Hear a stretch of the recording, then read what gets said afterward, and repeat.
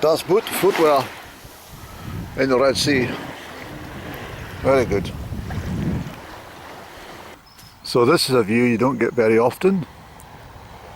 Sitting in the sitting on the riverbed here, on the River Almond, cutting through the small glen here in Glen Almond. Yeah, it's normally the water's tucked neatly into the banks there, across there, sometimes up to the higher level. And the field over the fence is often flooded. In fact, it's regularly flooded in winter. But yeah, it's a bit of a surprise to see this. Well, I've done all my chores. I've that motor car is stacked with there's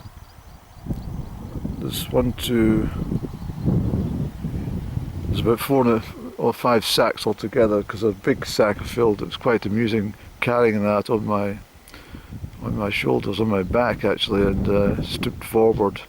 I carried the whole weight. It didn't feel heavy because of the correct positioning. If you see these people in Africa, for example, or Asia, carrying huge sacks of rice and stuff, and even top of their head, and, you know, it's just a technique. It's not the weight; it's how you carry it. And so anyway, the cars that were passing thought, "God, look at that guy! Look how much stuff he's got in his back."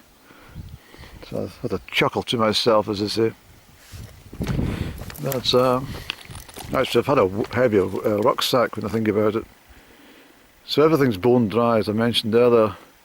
Absolutely arid. I think I saw something that Glencoe had a spectacular flood yesterday in parts of Loch Aber. No, I did see the cloud. I said when I was up at Annelree last night, although I deleted the footage, there wasn't much interesting talk, to be honest. I was just chatting really to the camera, as I often do. And but I noticed the huge cumulonimbus clouds away to the west, northwest, and I thought somebody's had some very inclement weather. There was a great big hand of dark cloud that kind of came over the whole of North Perthshire. What time would that be around? Perhaps 8 o'clock? Sometime between 7:30 and 8:30, I'm sure. It's just lovely listening to the gurgling stream. I do like it. I don't want to make this vlog very long, so I'm going to sit down and actually enjoy my cigarettes and keep an eye on the bird life.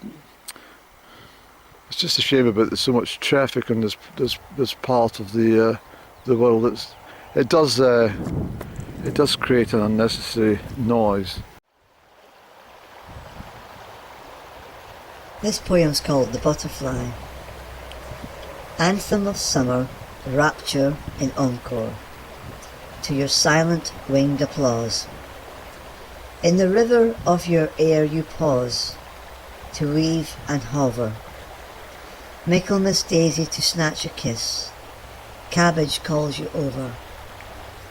You're mindful of the outstretched arms of little children, conductors of your symphonic flow.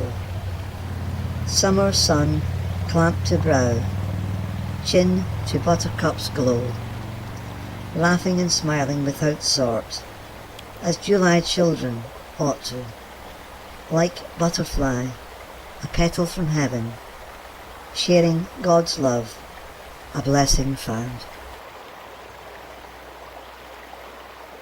That's quite amazing, isn't it?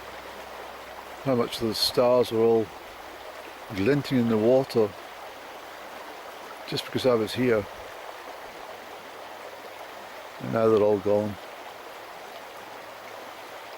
Thanks for coming out to see me there.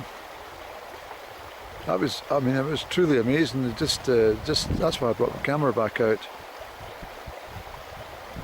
It just started to, just one or two, and then all of a sudden there was dozens of them all flashing away until there was none. Beautiful, it really was. You may see the tadpoles there. So I thought I'd dip my feet in the almonds. after such a busy day carrying my wood stuff. Very relaxing against the cool waters of the River Almond. Sets itself as an early point away west, about almost 14 miles or 12 miles from here, west, coming off the mountains. It's absolutely gorgeous, I tell you that. It's just lovely having my feet in the water. Really beautiful. The last time I had my feet in natural water was in the Red Sea. It was.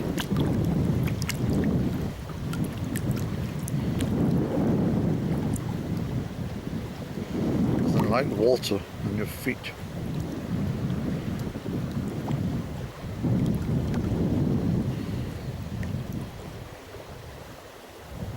These tadpoles are wondering, what's this chap up to? What's he doing? Can you see?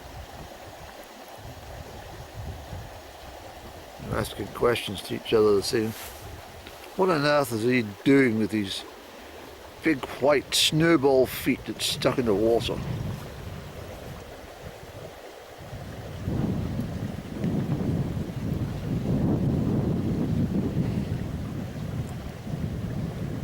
I certainly wouldn't do this in the Zambezi River, just in case there's any crocodiles or something.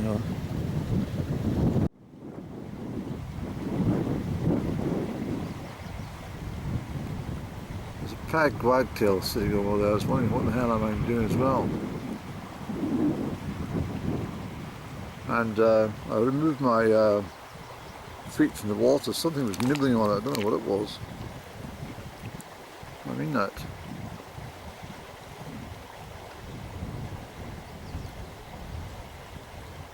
What's he doing, this chap?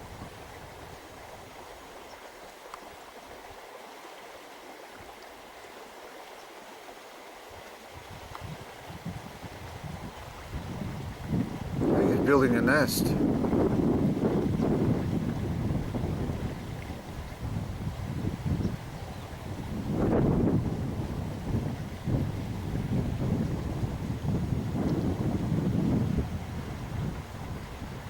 It's a grey wagtail.